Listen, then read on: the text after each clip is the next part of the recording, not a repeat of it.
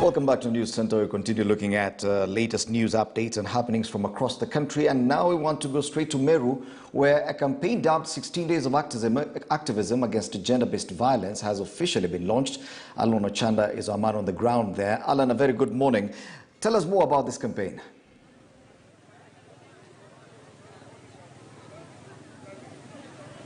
Well, Fred, it is true. Yes, it is the 16 days of activism, of course, sensitization against gender-based violence. It's actually 16 days starting today on 25th of November, and it will actually be ending on 10th of December. That is actually next month. And so in the 16 days, on the first day today is actually the sensitization. And of course, here in Meru, the Young Women Christian Association is staging a walk from here in Makutano to town. That is actually approximately a kilometer to just ensure they sensitize the masses about gender-based violence. And so in the 16 days, they will be addressing specific things. And so each issue has been allocated one day. And so on the first day today, it's all about gender-based violence, of course, specific to that actually against women. We've seen the prevalence is actually, yes, it's actually either way. It could be against men or against women, but it's quite high against women. So today, they are addressing against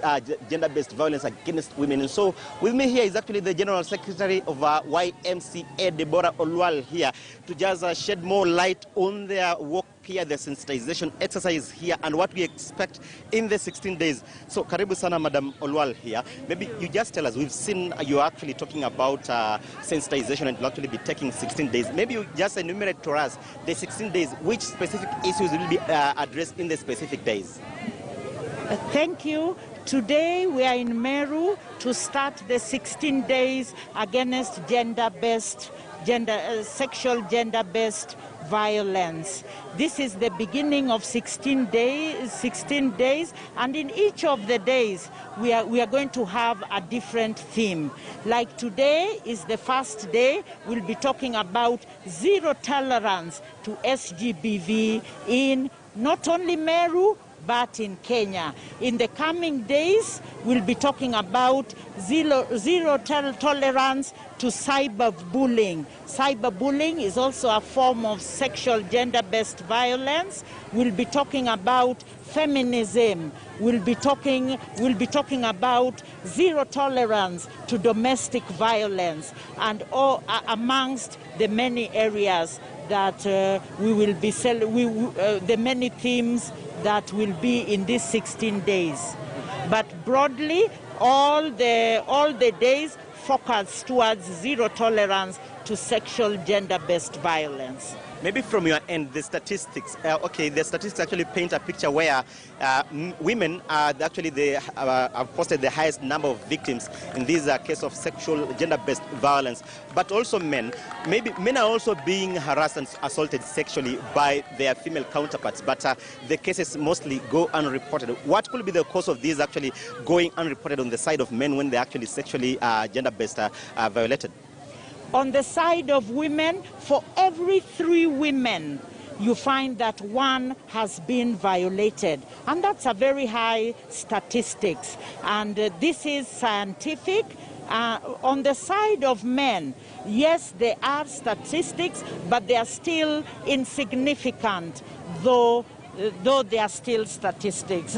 Yes. You're talking about the insignificance. Is it that many go unreported because, of course, we are in a patriarchal society now that they feel so masculine and are really embarrassed to report these cases? You're talking about insignificance. Is it that they are on the lower side, or maybe the cases are lower, or the men really do not record these issues? The statistics are actually low, but this is also a patriarchal society where men are supposed to be macho, so they also do not report these things. And when they are reported, it is usually a coincidence because maybe it has to go to hospital or something. But we'd also urge the men to come up so that we work on evidence, so that the statistics are evidence-based. Yeah. Maybe also from the statistics, we actually discovered that maybe during the pandemic period, you reported a higher number of sexual gender-based violence cases. Yes, during COVID-19 really affected and increased and escalated sexual gender-based violence because people were stuck with the perpetrators of the vice. So you find it was worse than before. And considering the frustration because of social issues, financial issues, gender-based violence really went up, including domestic violence. Maybe finally, yes, you are staging this walk here from here in Makutano to town, of course, in the Meru town. Apart from the walk, what are these that you're actually now taking as lessons to ensure that the society is also sensitized on these issues, apart from just staging this walk here in Makutano to town? The YWCA has started advocacy programs that will sensitize both men and women on SGBV issues. But we are starting with the young women of below the age of 35. And Meru is one of our target areas. That is because Meru already has an SGBV policy that all it needs is to implement. But of course, we are working all over the country. We are training women, we are training the young women to take up leadership roles. And in part of the training, we have a manual called the Rise Up Manual. The Rise Up Manual is a leadership manual that YWCA is using to make them, to help the young ladies come up and speak up against such vices. For counties that have this policy, they are going to ensure that the policy comes from the shelf and is implemented just to stop the sexual gender-based violence. Nice. Thanks so much. The General Secretary, of course, in charge of young women in Christian Association here, and so they'll actually be working from here in Makutano to Meru town and approximately 1 kilometer. And of course, she's saying they have a manual and they are targeting mainly young mothers who are actually below the age of 35 years.